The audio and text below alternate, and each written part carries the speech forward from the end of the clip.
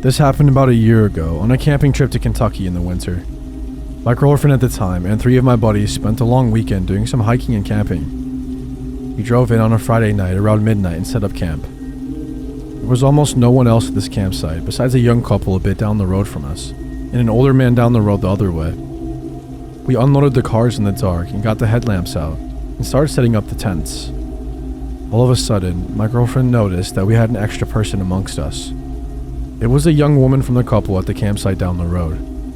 She looked really messed up. Her eyes were glazed and her skin looked like she had been picking at it constantly. She introduced herself and spoke in a sort of monotonous way. Overall, she seemed nice, but it was her boyfriend or husband who really creeped us out. We noticed after talking with her for a bit that he was standing near our campsite at the edge of the woods, just staring at us. Eventually, he went back to their campsite, but then got his car and pulled right up to us with his high beams on. As you can imagine, getting blasted by high beams at midnight in the middle of the woods really impairs your ability to see. His girlfriend said that she had to go, and she got into the car with him. At this point, we were all weirded out but not freaked out. It was later in the night when things got scary. I was in the tent with my girlfriend when I started to hear a domestic argument from the couple down the road. It soon escalated to full screaming. Then I heard the sound of glass break. At this point, we were all sitting up and deciding if we should do something. I hear someone get into the car. Then the car peels out of the campsite and races down the dirt road past our campsite, kicking up dirt and gravel against the side of our tent. The guy had apparently left his girlfriend in the campsite because we could hear her sobbing. My girlfriend and I start getting dressed so we can check out the situation, but the car comes peeling back up the road and parks back at the campsite. Loud panic shouting ensues, and we hear 2 clear pops that sound exactly like gunshots. I remember the feeling of blood draining from my face. My girlfriend and I are basically frozen in our tent listening. Finally, to our great relief, we hear them both start arguing again. The argument settles down by about 4 in the morning and we fall asleep. When we woke up, they were gone. I asked my buddies if they heard what happened, and they said it kept them up as well.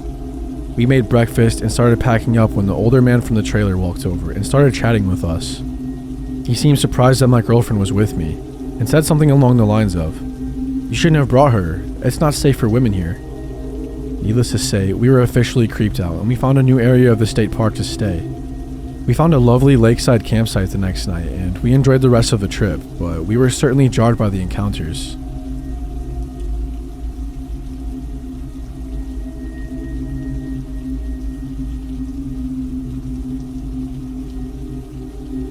A couple years ago, I was stressed out from college and big city life and decided to spend a long weekend in the woods, doing what my city friends consider utter lunacy and us outdoorsy people consider nirvana. Deep woods and free camping in the winter, alone. While this sounds like the beginning of a missing persons report, if you are an experienced outdoorsman, it's actually pretty safe. I also take a secret pleasure in being the white trash warrior-ess my dad always hoped I'd be. I always hated the feeling of claustrophobia that came with being female in the city, avoiding eye contact, not walking alone at night. But when you're a girl out alone in the woods, you're in charge. You're safe within the warm embrace of your own solitary freedom. Or so I thought. I spent a few hours on the roads, the surroundings getting wilder and wilder as I drove. I parked in a loud roadside ditch and, with a compass and a map, I hiked until I was in a mile's reach or so of some good ice fishing. I was at least 4 miles from the road. I made an extremely discreet camp in a clearing, with just one little hole in the snow for my tiny tent and my tiny campfire. After a couple of beautiful days of just hiking and relaxing around camp, I made the trek to the fishing hole. Everything was in utter winter stillness. After a mile or so of crunching along in the snow, I silently celebrated my compass skills when I came out at the exact place I had intended to. I punched a hole in the thin crust of ice and I set to getting my fish on. My first catch actually came quick. After a few weeks under a frozen surface, the fish get hungry. I was feeling oddly fatigued and jumpy, so I decided to just clean the fish here and now, and take it straight back to the camp to cook. I quickly realized my fish preparation skills were rusty at best.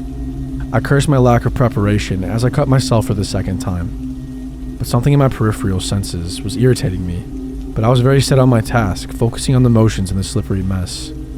The thing in my periphery was growing a lot more irritating. Like the buzzing of a fly or the yammering of a sibling. I carved and hacked and sliced my hand open freshly as the fish slipped out of my hands and into the snow. Frustrated, I started yelling, "Fuck off with that whistling, will you?" Silence resumed, and then my heart stopped. Living in a college neighborhood, I had grown so accustomed to white noise that I had failed to recognize how grossly inappropriate this sound was in context.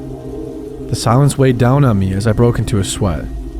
The only reason a human would be this deep in the woods would be to hunt, and no hunter would give himself away like that. And if he was whistling for any other reason, shouldn't he have reacted to my outburst? Yelled something vulgar back? Apologized? No, nothing. Just the total stillness of the woods. Silence as pure as it was before I spoke. Unsure if I had misheard the twitterings of a bird or something, I just decided the fish was a lost cause and slung my gear over my shoulder and headed for camp. I trudged off in the woods, and about a quarter mile from camp, I saw a large mass protruding from the snow. Apprehensive, but drawn like the moth to the flame, I trudged up to what materialized in the closing distance as a moose kill. A really, really good moose kill. A clean shot through the upturned eye, staring at me. Staring at me and saying something. Saying something that was imposing a sense of dread on me, but a dread I couldn't translate. I ran. I ran hard and I ran fast. In the snow in the woods, everything looked the same. I knew I was moving south, and I knew I'd passed camp on the east. I looked to my left and saw my car 50 yards or so down, and I drove the lonely 15 miles to the first motel I saw signs for. I had none of my belongings and no earthly idea why I had just abandoned ship like that. It was only as I was sitting up watching infomercials that night that it all started to fall together. Why would the Park Service issue free camp passes for the same stretch of woods that they allowed hunting? The moose defied everything of my rudimentary understanding of hunting. Even with the snow to cool it, decomp starts quickly on an animal that size. You'd have time for a quick few pictures, but you want to have it dressed quickly. Why would you kill a moose 5 miles into the forest? How could you ever drag it back to the road? In the morning, in a sleep-deprived and paranoid state, I described everything I'd seen and thought I heard to a very confused park ranger. He seemed more vexed about illegal hunting than any of my crazy city girl ramblings. He said he wanted to come pick me up and have me take him to where I thought the kill site was. I said I was only going to do that if he brought a gun. He sighed with exasperation and told me when to meet him. So we rode out into the woods on an ATV, with me awkwardly riding on the back, as if on the back of the world's awkwardest motorcycle. We got to a large impression in the snow where the moose had been. Blood was everywhere. There was also the distinct track of the carcass being dragged. The drag marks made a smooth trail in the snow, as if the carcass were on a tarp. The ranger said he should take me back now, and he asked where my camp was. I pointed in the direction of the drag marks. It looked like he was finally sharing my unease. Back at the hotel, I washed my clothes in the sink and prepared to drive home in the morning. An unknown number called my phone. It was the park ranger. The moose had been dragged to my campsite. He described the scene as a huge mess. He wasn't sure if an animal had helped to make the mess, but one thing was clear. Somebody had cut into my tent with a knife. I asked about the rest of my belongings, and he said darkly, "You don't want them back. They're covered in moose mess." So, what happens now? "Well, miss, we're just gonna keep an eye out for this guy. I haven't heard of or seen anything like this ever before, and I'm really sorry that this happened." And that was it. No closure. No explanation. In the years that have passed, I've tried every different application of reason. A hunter who needed help, but knew I was already gone. A deranged psychopath, looking to make his second kill. I still don't know why I didn't hear the gunshot. The whistling seems so vivid in my memory, but was it even real? One question has definitely been answered, though. I'll never go into the woods alone again.